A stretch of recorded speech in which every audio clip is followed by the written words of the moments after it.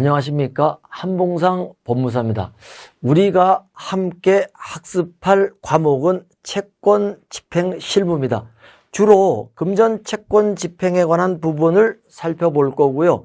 그 다음에 금전 채권이 아닌 채권에 기초한 집행 중에서는 실무상으로 중요한 위치를 차지하고 있는 대체 집행과 간접 강제를 중심으로 살펴보겠습니다. 자, 구체적으로 우리가 공부할 이 과목의 내용은 이런 것들입니다. 자, 우선 채권 집행의 당사자죠. 채권 집행에는 세 사람이 등장을 하는데 채권자, 채무자, 제3채무자죠. 자, 이 중에서 당사자는 채권자고 채무자고요. 제3채무자는 당사자는 아니죠. 제3채무자는 말 그대로 제3자로서 이해관계인에 불과하지만 가장 중요한 위치를 차지하고 있습니다. 그 다음에 이 집행 대상을 두 파트로 나눠 가지고 살펴보겠습니다. 집행 대상은 워낙 광범위하기 때문에 두 파트로 나눠 가지고 살펴볼 거고요. 그 다음에 이제 압류 명령은 어느 법원에다 신청을 해야 되느냐, 요 관할 법원에 대해서도 살펴볼 거고요. 채권자도 진술채고 신청이 가능하죠. 그 다음에 이제 압류 경합에 대해서 살펴볼 건데, 이 압류 경합 부분은 실무에서 워낙 중요한 부분이기 때문에 실제 사례를 통해 가지고 자세하게 살펴볼 겁니다. 그 다음에 이제 제3채무자 공탁과 관련해 가지고 집행공탁이 있고 혼합공탁이 있는데, 이것은 이제 공탁하고 관련되기도 돼 있지만 우리 채권 집행에서도 굉장히 중요한 위치를 차지하고 있기 때문에 집행공탁하고 혼합공탁 관련된 것들은 전부 다 사례를 통해 가지고 설명을 드리겠습니다. 그래서 사례를 통해서 이해하시는 것이 가장 빠르죠. 그 다음에 이제 이 금전 채권에 대한 집행 방법이죠. 현금화 방법이, 원칙적인 방법이 추진명령하고 전부명령이죠. 추진명령하고 전부명령이 원칙적인 현금화 방법이죠. 그래서 추진명령하고 관련된 것들을 일단 먼저 쭉 살펴볼 겁니다. 그래서 추진명령 신청, 송달, 불복 방법, 그 다음에 추진권의 취득 범위, 추진권의 행사, 그 다음에 추심의 효과, 추심신고, 그 다음에 추진권의 포기. 자, 이런 식으로 해가지고 추진명령에 대해서 살펴볼 거고요. 그 다음에 이제 전부명령에 대해서 또 우리가 살펴봐야 되겠죠. 전부명령의 요건이라든가 송달, 공탁, 그 다음에 전부명령에 대한 불복 방법, 그 다음에 전부명령의 효력.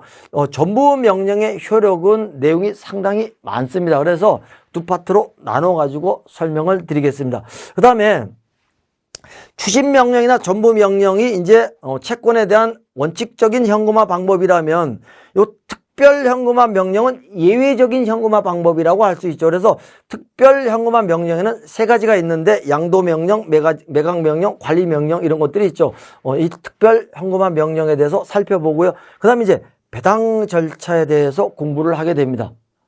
자, 마지막으로 금전 채권이 아닌 채권에 기초한 집행 방법 중에서 대체 집행하고 간접 강제가 실무에서 가장 중요하기 때문에 이 두 가지에 대해서 살펴보는데, 대체 집행도 중요하고요. 간접 강제는 더 중요하다고 말씀드릴 수가 있습니다.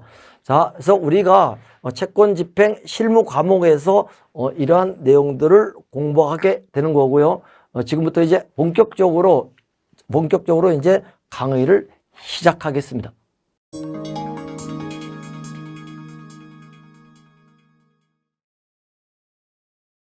이번 시간에는 금전 채권 집행의 당사자하고 그다음에 채권 집행 대상에 대해서 살펴보겠습니다.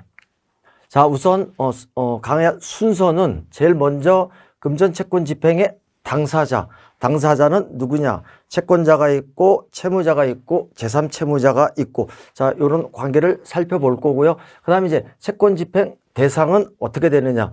여러분들 잘 아시다시피 압류 금지 채권은 집행 대상이 아니죠. 그래서 이런 절차로 살펴보겠습니다. 자, 그럼 이제 금전 채권 집행의 당사자 이렇게 되어 있죠. 그렇다면 우선 금전 채권이 뭔지를 알아야 되겠죠. 금전 채권은 쉽게 얘기하면 돈이죠. 돈이죠. 이 금전 채권이라고 하는 것은 채무자가 제3채무자에 대해서 가지고 있는 금전 지급을 목적으로 하는 채권이죠. 그러니까 채무자가 제3채무자에 대해서 어떤 채권이 있다. 공사를 해주고 받을 공사대금 채권이 있다. 아니면 어떤 물건을 납품을 하고 받을 물품대금 채권이 있다. 이런 걸 얘기하는 거죠. 외화채권 당연히 포함됩니다. 금전채권에 외화채권 당연히 포함되는 거죠. 자, 그런데 이 특정 금전채권이라는 게 있습니다. 이거는 뭐냐면 예를 들어서 특정의 외국 화폐, 특정의 외국 화폐라고 하는 것은 특정한 종류의 외국 화폐를 의미하는 거죠. 이것은 금전채권의 특질이 전혀 없죠. 전혀 없습니다. 네, 따라서 이런 경우에는 금전채권 집행 대상이 될 수 없다는 거죠. 그래서 특정 금전채권은 금전채권 집행 대상이 아니다. 이렇게 말씀드릴 수가 있고요. 그렇다면 어떤 집행 방법을 따라야 되느냐? 유체동산 인도청구권에 대한 집행 방법으로 집행을 해야 됩니다. 자, 그럼 이제 본론으로 들어가가지고 당사자가 나오죠. 당사자. 금전채권 집행 절차에는 세 사람이 등장을 하는 거죠. 자, 여기 갑이라는 사람이 있고 을이라는 사람이 있고 병이라는 사람이 있죠. 을이 병한테 어떤 공사를 해주고 받을 공사대금 채권이 있습니다. 공사대금 채권이 있는데 을하고 병 두 사람 관계만 보면 을이 채권자죠. 공사대금 채권 받을 사람이니까 병은 채무자죠. 그러나 이 압류금지 채권은요, 규정이 우리 민사집행법에도 규정이 되어 있지만 민사집행법이 아닌 특별법에도 압류금지 채권이 굉장히 많이 규정되어 있어요. 자, 그렇다면 일단 우리 민사집행법에 규정된 압류금지 채권을 보겠습니다. 자, 상당히 많네, 그죠? 압류금지 채권이 쭉 규정이 되어 있죠. 빠른 속도로 한번 훑어보겠습니다. 자, 법령에 규정된 부양료, 유족, 부지효료 압류할 수 없다. 그 다음에 채무자가 구호사업이나 제3자 도움으로 계속받는 수입 압류할 수 없다. 그 다음에 병사의 급료도 압류 못하게 됐죠. 여기 병사는 2등병, 1등병, 상등병, 병장을 의미하는 거예요. 자, 그 다음에 이제 급료, 연금, 봉급, 상여금, 퇴직연금, 그 다음에 이거하고 비슷한 성질 가진 급여채권의 2분의 1 압류할 수 없다. 이렇게 돼 있으니까 나머지 2분의 1은 압류할 수 있다는 얘기고, 그 다음에 이거하고 퇴직금도 똑같습니다. 네. 퇴직금하고 비슷한 성질을 가진 급여채권 2분의 1 압류할 수 없다. 나머지는 압류할 수 있다는 얘기고요. 그럼 이거는 이제 조금 주의할 필요가 있죠. 주택임대차보호법 8조 및 시행령 규정에 따라 우선 변제 받는 금액. 요거는요, 주택의 소액 임차인이 우선 변제 받는 금액을 얘기하는 거죠. 이거 압류금지 채권으로 규정되어 있는데 조심해야 될 게 뭐냐면 상가 건물 임대차도 소액 임차인이 있죠. 상가 건물 임대차는요, 소액 임차인인지 여부에 관계없이 보증금 전액을 압류할 수가 있습니다. 규정이 없기 때문에. 주택만 그래. 주택의 소액 임차인이 우선 변제 받는 돈만 압류금지 채권으로 규정이 되어 있는 거죠. 그 다음에 여기 보면 보장성 보험의 보험금. 그러니까 보험은 뭐 보장성 보험이 있고 저축성 보험이 있고 그러겠죠. 근데 보장성 보험은 압류할 수가 없고요. 보장성 보험은 저축성 보험은 압류할 수가 있다. 그 다음에 채무자의 1월간 생계 유지에 필요한 예금. 자, 이런 것들은 압류금지 채권으로 규정이 되어 있습니다. 그래서 이런 채권은 압류할 수 없다. 그런 취지죠. 네. 그 다음에 자, 요 2항하고 3항 잠깐 보겠습니다. 보면 1항 1호부터 7호까지 규정된 종류의 금원, 압류금지 채권이죠. 이 압류금지 채권이 금융기관에 개설된 채무자 계좌에 이체됐다는 얘기죠. 자, 그 다음에 자, 여기 이제 나왔네, 그죠? 이게 실무에서 상당히 중요한 부분입니다. 이게 1번은 판례고요, 2번은 조문이고 3번이 새로 나온 판례입니다. 가장 최근에 나온 판례죠. 자, 아까 제가 잠깐 설명을 드렸기 때문에 여기서 요약해가지고 말씀드릴게요. 자, 압류금지 채권이 채무자 계좌로 이체됐다는 얘기는 압류금지 채권이 채무자 통장으로 입금됐다는 얘기입니다.